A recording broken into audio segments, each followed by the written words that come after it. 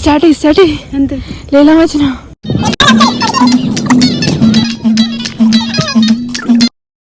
Guys, welcome back to the part 2 of Laila and Majnu. അപ്പോൾ ഇന്ന് നമുക്ക് ലൈലേന്റെ കല്യാണം കഴിഞ്ഞിട്ടുള്ള ഒരു കോണ്ടെക്സ്റ്റ് എടുക്കാം. പക്ഷേ ട്വിസ്റ്റ് എന്താന്ന് വെച്ചിട്ടുണ്ടെങ്കിൽ ലൈലനെ കെട്ടിയിട്ടുള്ളത് മജ്നു അല്ല.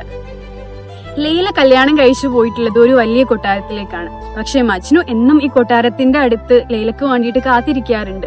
ഇതറിയുന്ന ലൈല പരിചാരകരുടെ കയ്യിൽ കൊട്ടാരത്തിലെ വിഭവസമൃദ്ധമായ ഭക്ഷണങ്ങൾ മജ്നുവിന് വേണ്ടിയിട്ട് കൊടുത്തയക്കും. എന്നാൽ മജ്നു അതിന്റെ കുറച്ച് മാത്രം കഴിച്ചിട്ട് ബാക്കി ലൈലക്ക് വേണ്ടിയിട്ട് അവരുടെ കയ്യിൽ തിരികെ ഏൽപ്പിക്കാറാണ്. ഇതിന്റെ ബാക്കിയാണ് എല്ലാ ദിവസവും ലൈല കഴിക്കാറുള്ളത്. എന്നാൽ ഒരു ദിവസം ലൈല ഭക്ഷണം കഴിക്കാൻ വേണ്ടി നോക്കിയപ്പോൾ മജ്നു തിരിച്ചു കൊടുത്തയച്ച പാത്രത്തിൽ ഭക്ഷണമൊന്നും ബാക്കിയില്ലായിരുന്നു. അപ്പം പരിചാരകരുടെ അടുത്ത് പറയുന്നുണ്ട്, ഇത് കഴിച്ചിട്ടുള്ളത് എന്റെ മജ്നുവല്ല, ഇത് വേറെ ആരോ ആണ് കഴിച്ചിട്ടുള്ളത്. അതെങ്ങനെ കണ്ടുപിടിക്കും എന്നറിയാനായിട്ട് ലൈല ഇവർക്കൊരു വിദ്യ പറഞ്ഞു കൊടുക്കുന്നുണ്ട്.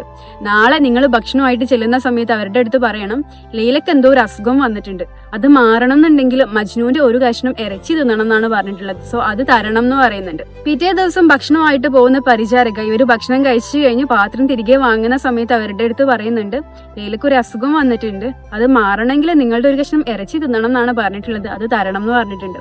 എന്നാൽ ഇത് കേട്ടിട്ടുള്ള ഇയാള് പെട്ടെന്ന് ഞെട്ടിക്കൊണ്ട് പറയുന്നുണ്ട്, ആ ഒറിജിനൽ മജ്നു ഞാനല്ല, ലൈലന്റെ മജ്നു അപ്പുറത്തുണ്ട്. ഞാനിവിടെ ഇങ്ങനെ ഭക്ഷണമൊക്കെ കൊടുക്കുന്നുണ്ട് എന്ന് കേട്ടപ്പം അത് തിന്നാൻ വേണ്ടിയിട്ട് കുമ്മനടിച്ചു വരുന്ന ചെറിയൊരു മജ്നു മാത്രമാണെന്ന് ഉള്ളത് പറയുന്നുണ്ട്.